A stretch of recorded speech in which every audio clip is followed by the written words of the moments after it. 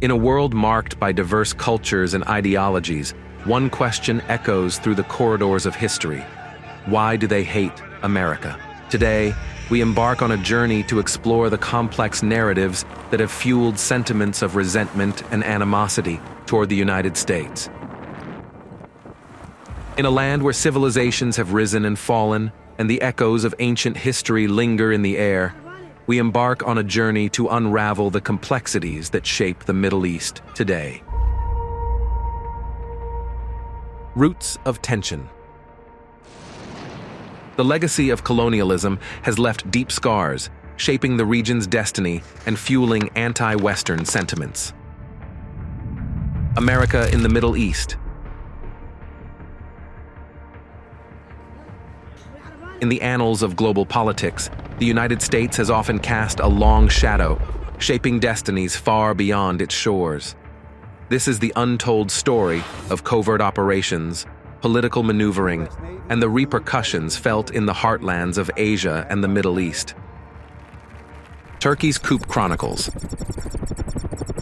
Tanks rolled through Istanbul streets on the night of July 15th, accompanied by an invasion of the ruling AK party headquarters and airstrikes targeting Ankara's parliament. The chairman of the Joint Chiefs of Staff, Hulusi Akar, was captured by his own security detail. In response to the coup attempt, thousands of Turkish citizens defied the attackers despite facing violence.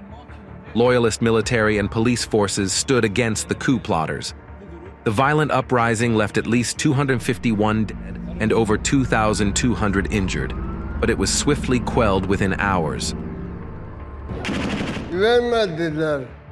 I asked for water, but they refused. Just a sip of water, I said. They replied, "You don't deserve it. We won't give you any." After that, I waited until the morning. They put me in front of a window so that a sniper could kill me. When they saw that the coup attempt wasn't successful, they tried to execute me. The Turkish government has blamed Fethullah Gulen, a Turkish cleric and businessman who has lived in self-imposed exile in the state of Pennsylvania in the US since 1999, for plotting the coup with his followers. Gulen, a former ally of Erdogan, denies any involvement in the coup. The Turkish government calls Gulen's network the Fethullah Terrorist Organization, FETÖ. When I woke up, I said, "Is there still democracy in this country? Did FETÖ succeed? If FETÖ had succeeded, then pity the citizens, because the state would have lost. If FETÖ lost, the citizens won, and democracy won. Fortunately, FETÖ didn't win." Examining the aftermath of the failed coup attempt by the Gulen terrorist organization in Turkey in July 2016, Washington's responses, both direct and indirect, could be noted. The U.S. Secretary of State at the time, John Kerry, assured Turkey of full American support for democratic institutions and the elected civilian government, only acknowledging Washington's position after the coup's failure. Any reports that we had any previous knowledge of a coup attempt, that there was any U.S. involvement in it, that we were anything other than entirely supportive of Turkish democracy, are completely false, unequivocally false. And I said that to President Erdogan. And I also said to him that he needs to make sure that not just he, but everybody in his government understand that those reports are completely false. The historical context is enriched by recalling the 1980 coup in Turkey. On September 12, 1980, Turkey awoke to martial law as the military staged a coup, abolishing parliament and arresting political leaders due to their inability to unify the country. And any kind of resistance, demonstration, and attitude against the new administration will be promptly crushed and punished in the harshest manner. To prevent bloodshed in the country, I urge all citizens to act calmly in accordance with the announcements to be released and not to take to the streets until a second announcement is made. The coup resulted in significant human suffering, with 650,000 people were taken in custody. 230,000 people were placed on trial. 517 people were sentenced to death. 49 people were executed. 171 people were killed as a result of torture. The then director of the CIA, William J. Casey, informed President Jimmy Carter of the successful coup, indicating U.S. involvement.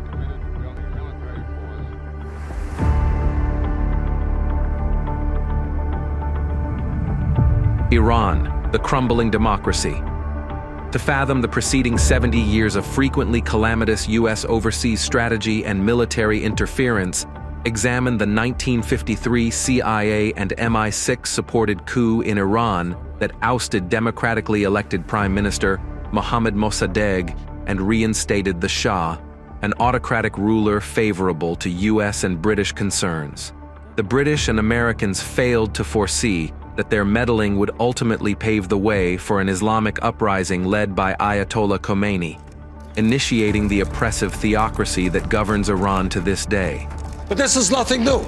This has gone on 50 or 60 years, where the United States has been involved in overthrowing governments. Mossadegh back in 1953. Nobody knows who Mossadegh was. Democratically elected Prime Minister of Iran. He was overthrown by British and American interest because he threatened oil interest of the British. And as a result of that, the Shah of Iran came in, terrible dictator. As a result of that, you had the Iranian Revolution coming in, and that's where we are today. This clandestine maneuver served as the blueprint for American interventionism across the globe. And akin to numerous subsequent conflicts in the Middle East, it commenced with the aspiration among Western powers to safeguard their oil interests. Following his election in 1951, Mossadegh fulfilled his pledges to nationalize the sector.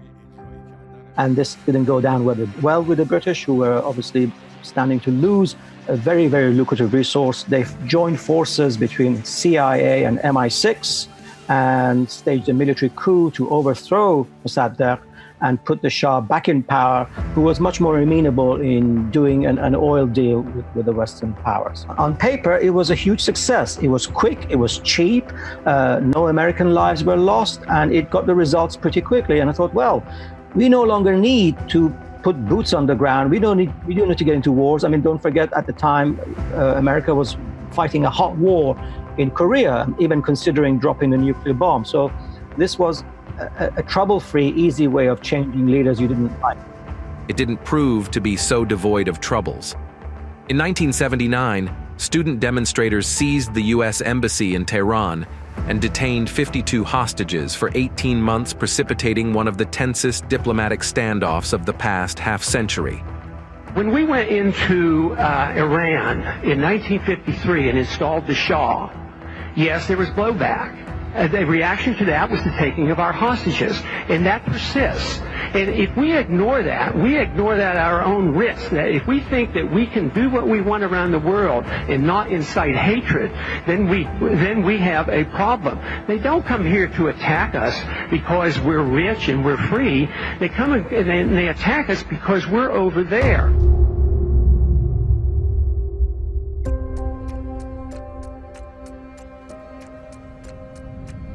Egypt's shifting sands.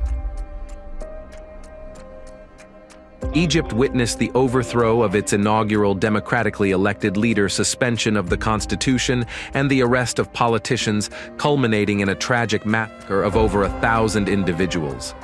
The Arab Spring in 2011 witnessed the Egyptian Revolution, leading to the resignation of President Hosni Mubarak. In 2013, Mohamed Morsi, Egypt's first elected president, assumed power following a narrow victory, marking a milestone in the nation's democratic journey. While his presidency initially sparked optimism for democracy, not all welcomed a Muslim Brotherhood member as their leader. During his tenure, he faced swift accusations of economic mismanagement and unfulfilled promises, enduring a relentless institutional onslaught and propaganda campaign that undermined his authority at every juncture. Following a year in office, protests erupted at the close of June 2013. Anti-government demonstrations commenced alongside thousands rallying in support of the president. Tensions escalated, leading to clashes, and on July 3, 2013, a significant event unfolded. However, the speech of Mr. President last night and before the end of the 48-hour deadline did not meet or fulfill the masses' demands.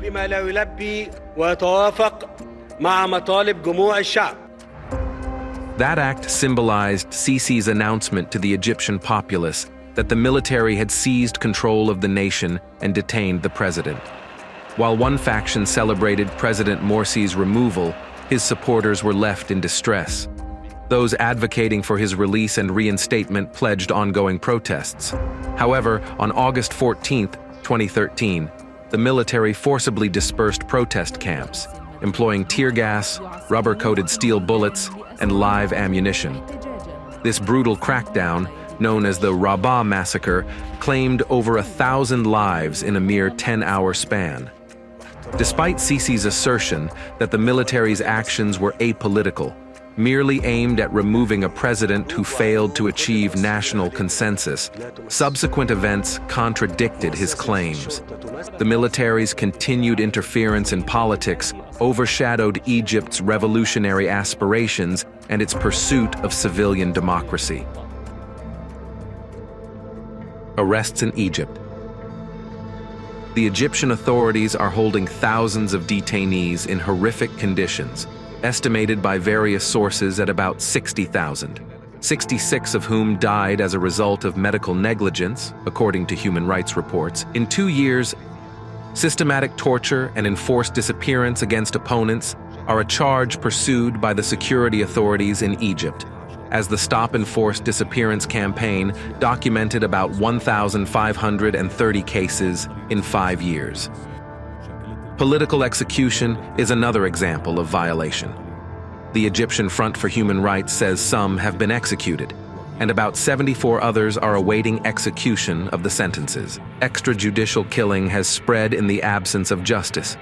A human rights organization says that the We Record page concerned with documenting violations documented about 600 cases of extrajudicial killings before the end of last year.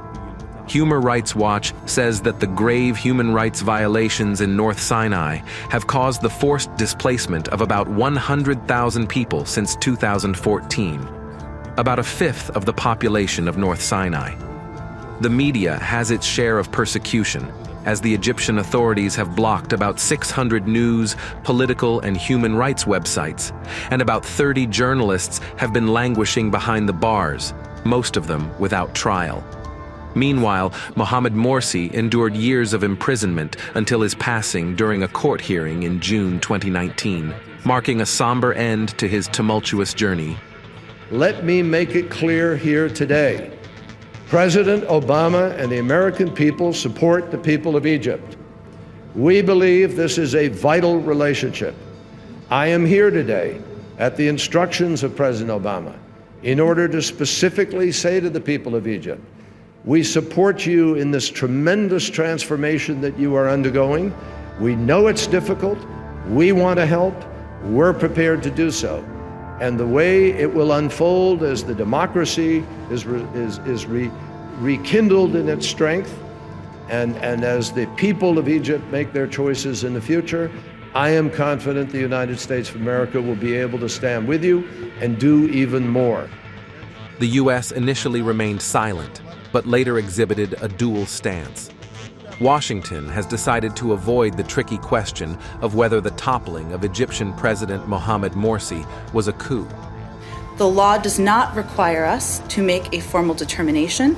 That is a review that we have undergone as to whether a coup took place, and it is not in our national interest to make such a determination. Despite the increasing human rights violations in Egypt, the United States of America decided to continue to cooperate with the military regime in Egypt with millions of dollars in U.S. military and economic assistance that have continued to flow to Egypt.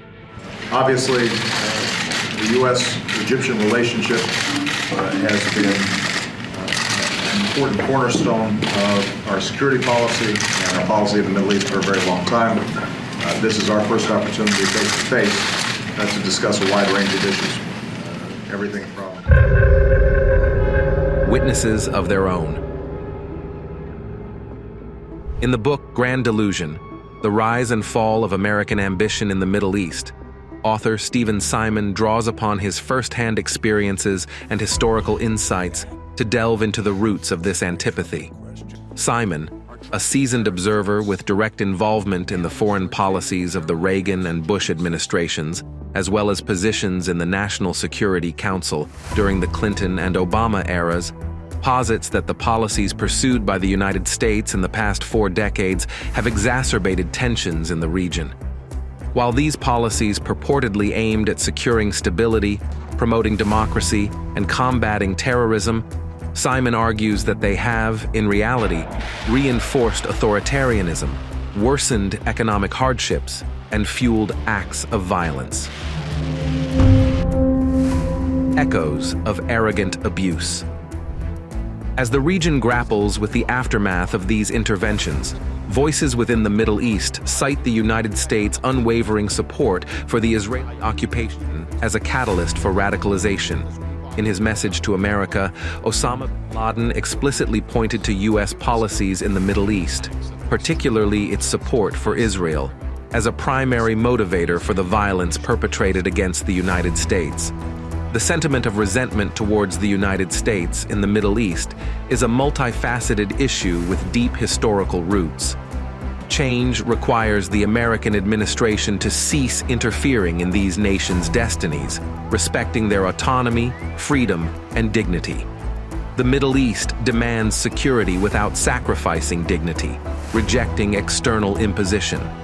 Addressing grievances necessitates a principled foreign policy focused on sovereignty, human rights, and democratization. Diplomacy and dialogue, not military intervention, are crucial for a peaceful, prosperous region.